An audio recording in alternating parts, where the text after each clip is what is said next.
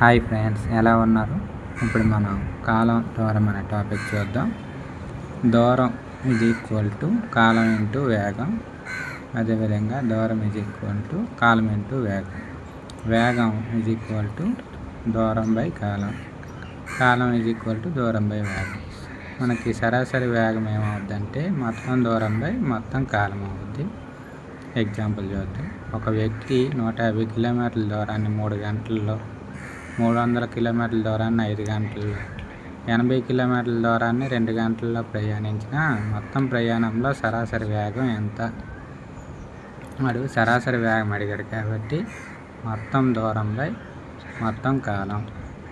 మొత్తం మనకి దూరం ఏమవుద్ది?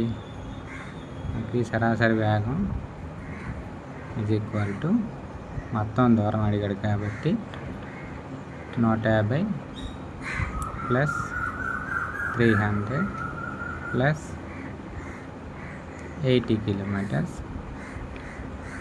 బై మొత్తం కాలం. మొత్తం కాలం 3 ప్లస్ 5 ప్లస్ 2.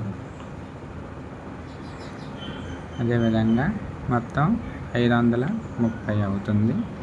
530 బై ఇది 3 ప్లస్ 5 ప్లస్ 2 10 అవుతుంది.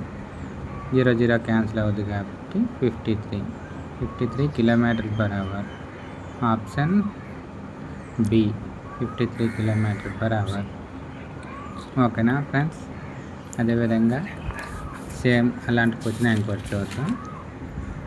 ఒక వ్యక్తి 12 కిలోమీటర్ల దూరాన్ని 3 కిలోమీటర్ పర్ అవర్ వేగంతో, 18 కిలోమీటర్ల వేగాన్ని 9 కిలోమీటర్ వేగంతో, 24 కిలోమీటర్ల దూరాన్ని 4 కిలోమీటర్ వేగంతో ప్రయాణించిన దాని సరాసరి వేగం ఎంత?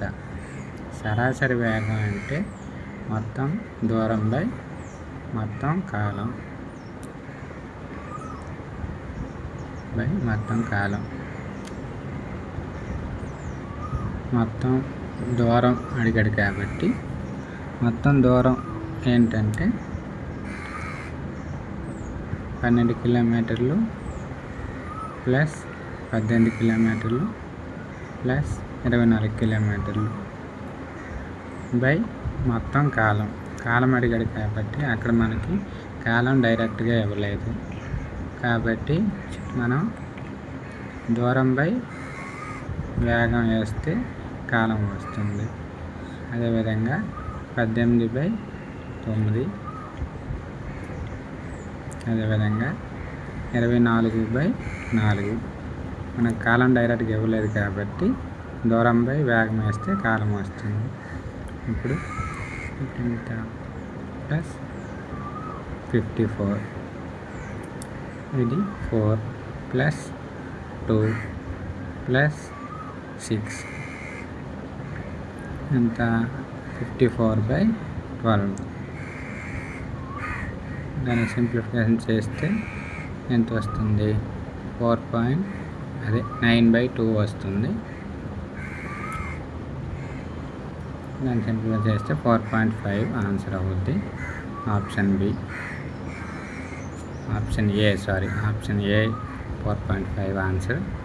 Okay friends, please like and subscribe.